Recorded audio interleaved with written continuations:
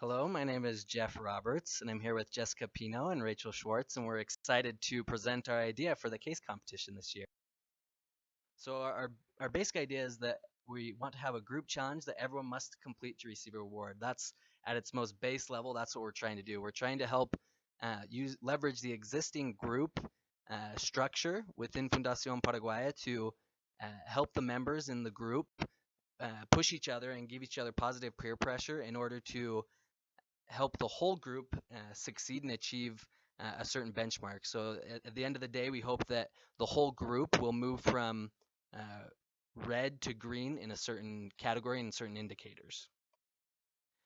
The reason we chose this to kind of tackle the whole structure is that we believe in the power of positive group peer pressure. We also believe that in a positive reward system and incentives that motivate behavior change. And finally, we believe that group members have the ability to change their own lives. And we believe that our solution utilizes these three aspects of empowerment for the group members. So how are we going to tackle this? We have devised a 4-phase plan: decide, to challenge, to evaluate, and to reward. In the first phase, decide, the asesoras are really put in charge of knowing their groups and knowing what their needs are. Therefore, they choose the indicators that the group needs to work on, as well as choosing certain benchmarks and rewards that go along with it. For example, they could choose a group of indicators that are related to health, and then have the benchmarks and indicators relate back towards that specific group of indicators. In the second phase, the challenge phase, the asesoras actually go to their groups and they present the challenge to them, and they commit them to incorporating this and to working on it in the determined amount of time that the assessora has come up with. In the third phase, the evaluate phase, the assessoras return on a sort of regular basis, however often they normally meet with their groups, or if they want to have more frequent meetings with their groups to see how they're progressing. And with each visit, there's going to be a mini reward system put in place to encourage members to keep working on the indicators.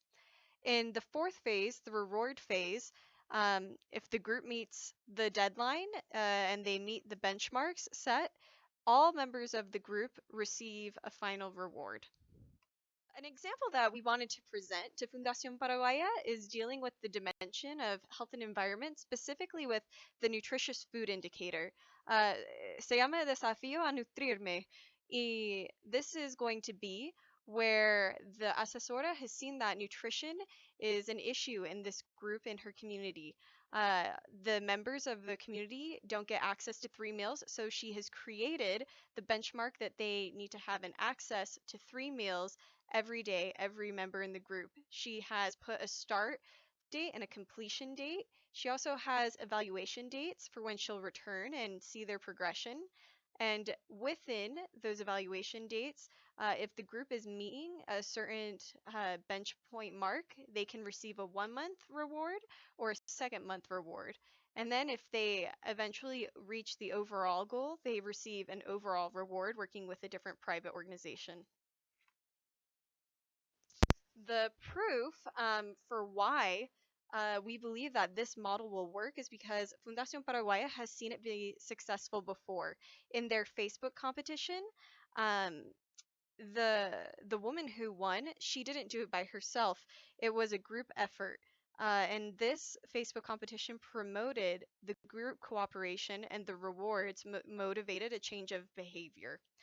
Other examples found is within a Weight Watchers group challenge. For example, the members get a group together, they collaborate with one another, and they motivate one another to attain results. And there's also rewards set in place, which causes the whole group to win. A quote from the Weight Watchers program is, "What's important is that the team wins as a group, so every member has a stake in other members' success." And we believe the same to be true with Fundación Paraguaya.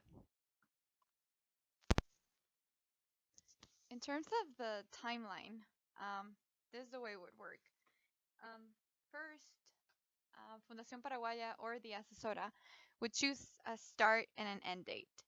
And then they would meet with the asesoras and discuss the most pressing indicators. So the asesora gets to decide which grouping of indicators they want to work with for this challenge, for the desafío.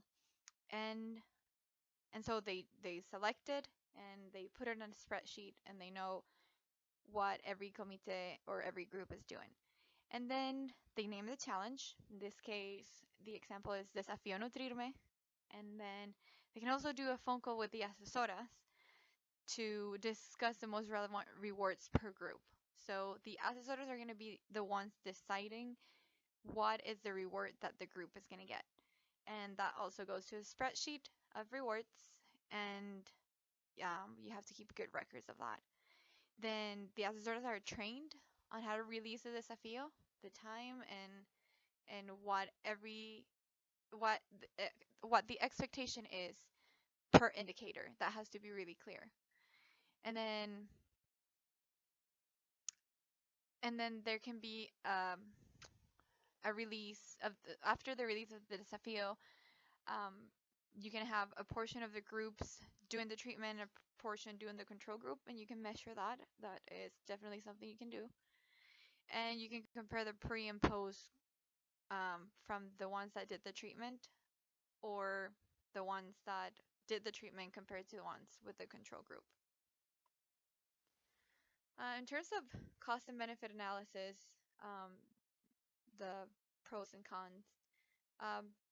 For the cost, the rewards that you will be providing can be expensive if they're not donated. So that's something that would need to be thought through. And then the asesoras time. The asesoras are already really busy, and this would be something else on their plate, but it might also be really beneficial. And then it might cause intergroup conflict, so that's something that should be addressed too. In terms of benefits, it uses the existing group structure, so that is very beneficial. It's really simple, there's no change. And then in terms of rewards, the rewards are tied to the indicators, so they are reinforcing the indicators by receiving the reward. And then another really good benefit is that the asesoras are giving flexibility to create these programs based on what their groups need. Finally, we have several ideas that we would love to discuss. Number one, Desafío 2.0 competition style. It will be the same idea of Desafío 1.0, but adding a competition factor between different groups or communities. Then creating a radio soap opera.